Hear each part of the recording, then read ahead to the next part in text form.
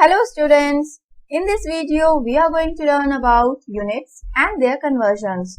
This is one of the most important basic concepts of chemistry. While solving numerical problems of chemistry, we must have the accurate knowledge of units and their conversions. So without wasting our time, let's start. First, we will look at what are units and then we will look at their conversions. So what are units? Units are standards for measurement of physical quantities. There are 7 fundamental physical quantities. What are they?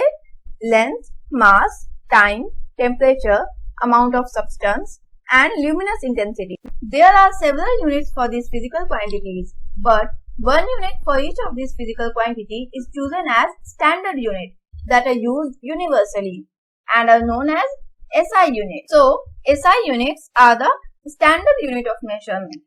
For length, SI unit is meter and its symbol is M. For mass, SI unit is kilogram and it is expressed in kg.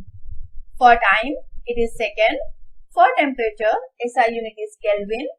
For the amount of substance, SI unit is mole.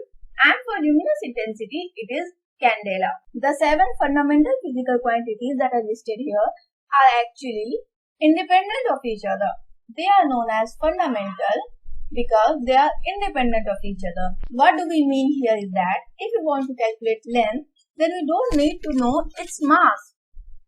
If we want to calculate temperature of a certain substance, then we don't need to know its time or its mass. Means these physical quantities are independent of each other and can be calculated independently.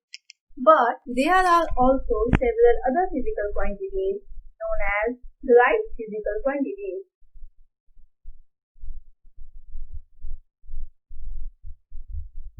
Let's look at some of the examples to understand it better. For example, area. How do we calculate area? We calculate area by multiplying its length and breadth. Right? We all know it. So we can see here that to calculate area, we must know its length and breadth. It means that area depends on the fundamental physical quantity length. So area is a derived physical quantity. Alright. And its SI unit will be meter square. Okay. Let's look at another example. Volume. Volume is equal to length whole cube. Correct? So it is also a derived physical quantity. And its unit will be meter cube. Another example is pressure.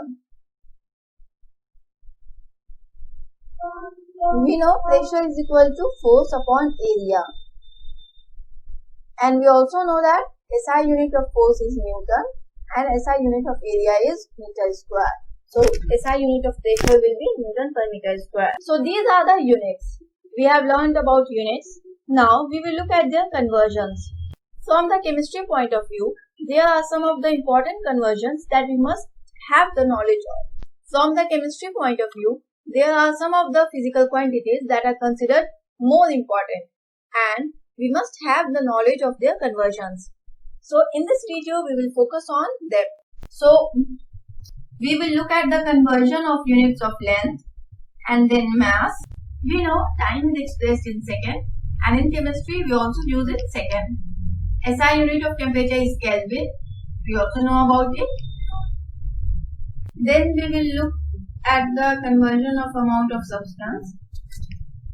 And luminous intensity is of no use in chemistry. In chemistry, we don't use much luminous intensity is not much used in chemistry, so we will not focus on this one. And then we will look at the volume, that is very much important from the chemistry point of view, and also pressure. Okay, so let's look at their conversions. Let's look at the conversion of units of length. We know SI unit of length is meter. Okay. First, let's see what are their units. So length is expressed in kilometer, meter, centimeter, millimeter. Then we have micrometer. This is micro. Nanometer. This is nanometer. Then we have angstrom. This is angstrom. Then we have picometer. This is pico. And then we have fermimeter or femtometer. This is known as Fermi or femto. Let's look at their conversion value. So 1 kilometer is equal to 10 to the power 3 meter.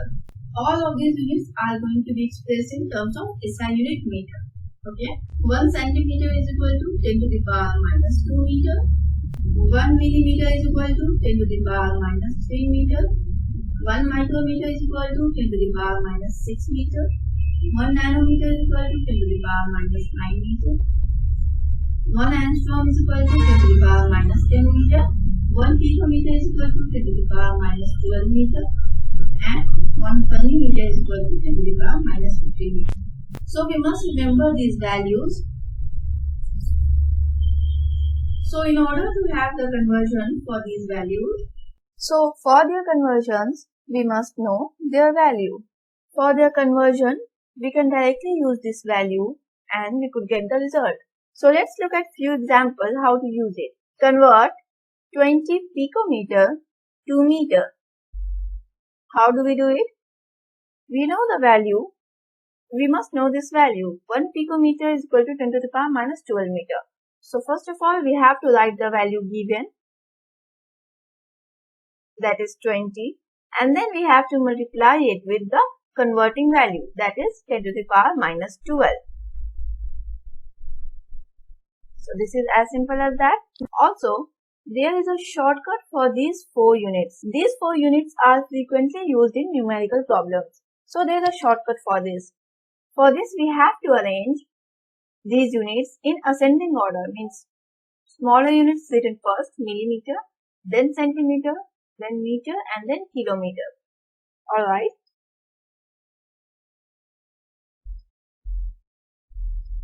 And then for the conversion of millimeter to centimeter, we have to multiply it with 10 to the power minus 1.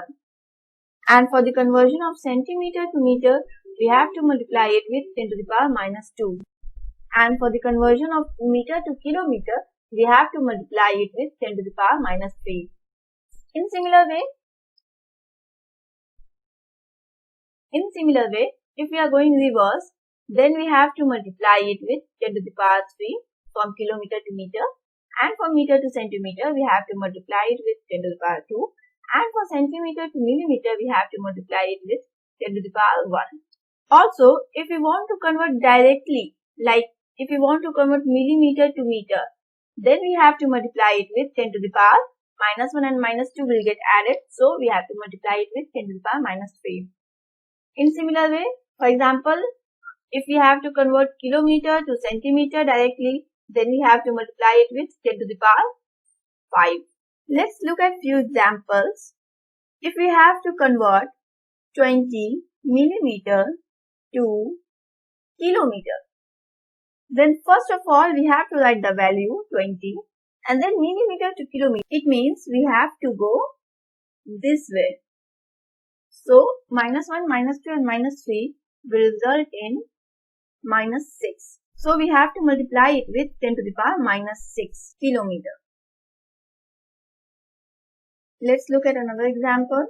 Convert 45 meter to millimeter. So first of all we will write the value 45 and then we have to go with meter to millimeter. So it means we have to go this way, meter to millimeter, and in this way we have to multiply it with 10 to the power 3. So 10 to the power 3 millimeter.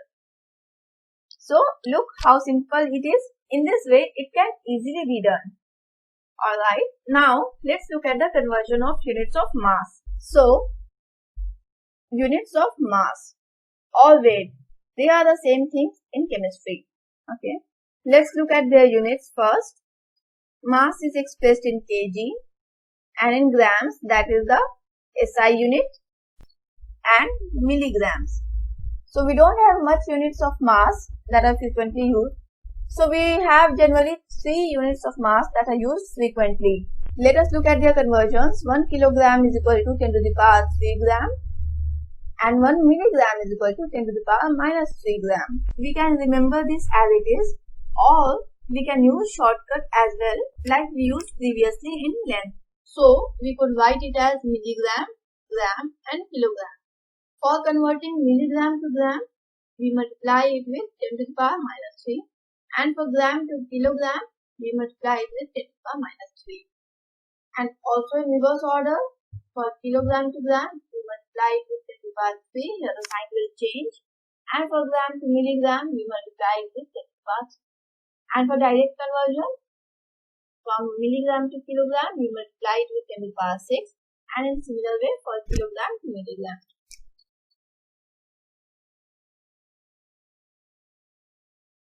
10 to the power 6.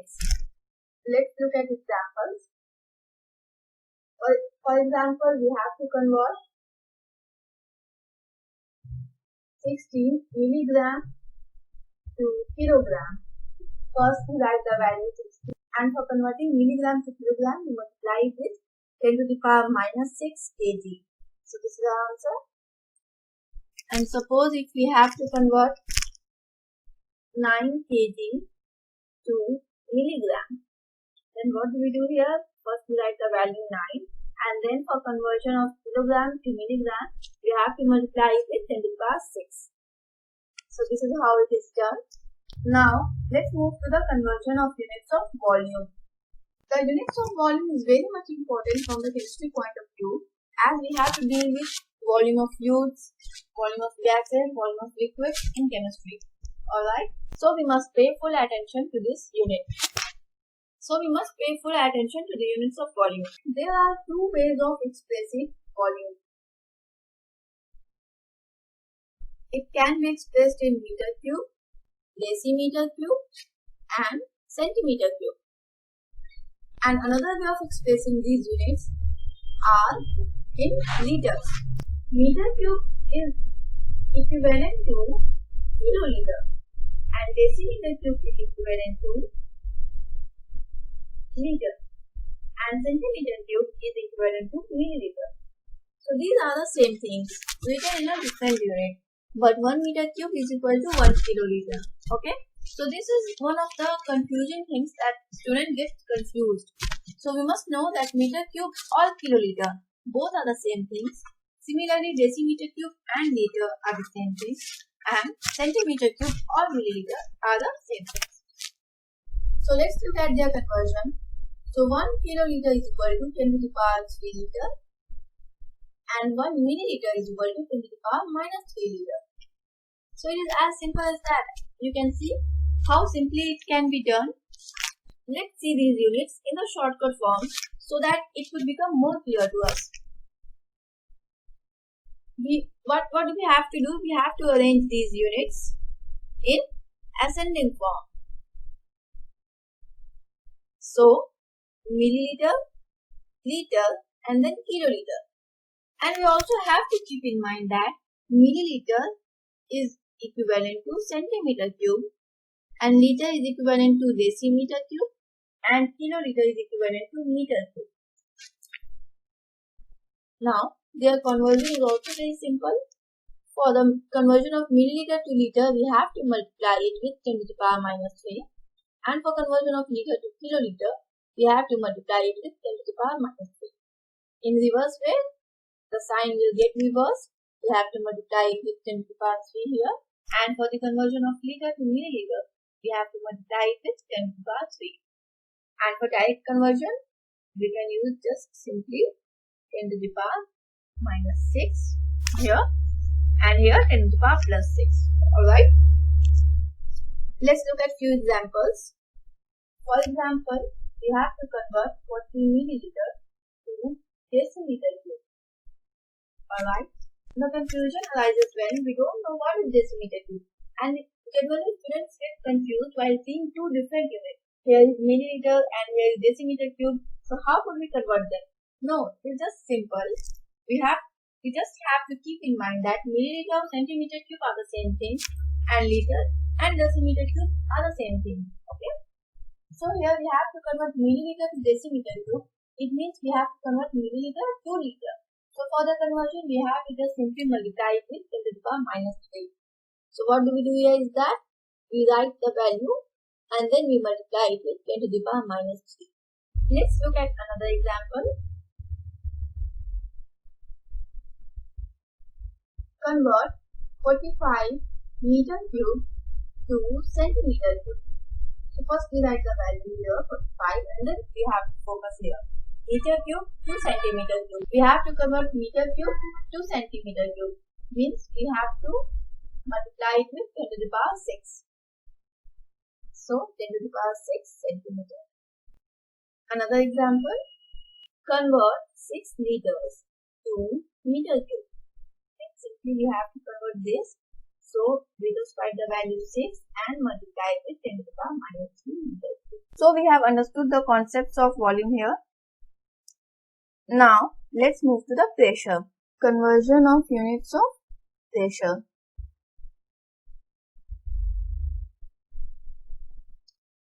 SI unit of pressure is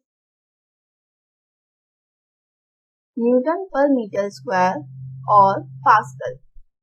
Okay, this is known as Pascal. But Pascal is a very small unit, so we use kilopascal instead of Pascal. So 1 kilopascal is equal to 10 to the power 3 Pascal. Alright, so this is the first conversion. There are several conversions in pressure, so we are going to deal with one by one. Another unit of pressure is ATM. ATM is actually standard atmospheric pressure.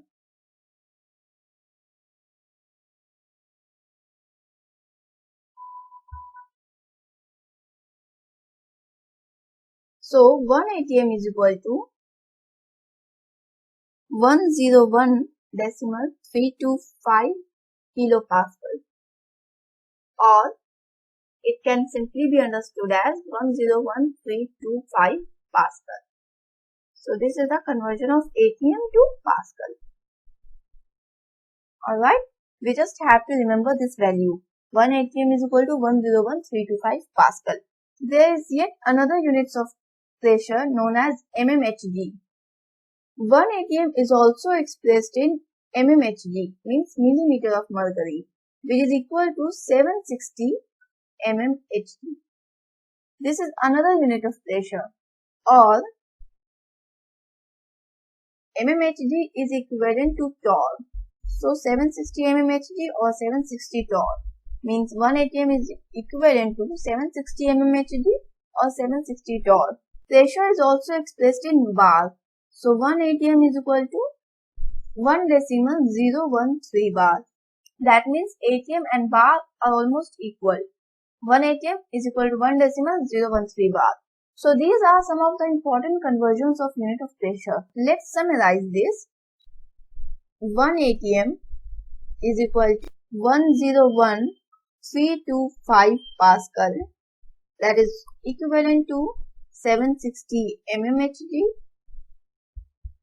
or 760 torr, and is also equal to 1.013 bar.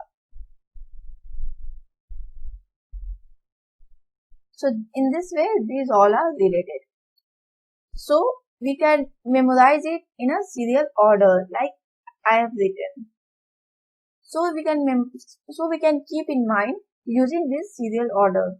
Alright, let's look at some of the examples. For example, we have to convert 625 atm to millimeter of mercury. So what do we do here is that we have to write the value, and for the conversion of atm to mmHg we have to multiply it with 760.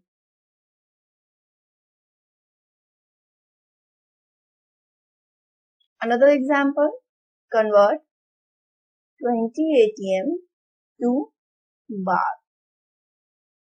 So we have to write the value 20 and then 1 atm is equal to 1.013 bar. Okay, so the concept of pressure is also clear. Thank you so much for watching this video. I hope you all understood the concepts of units and their conversion. Thank you.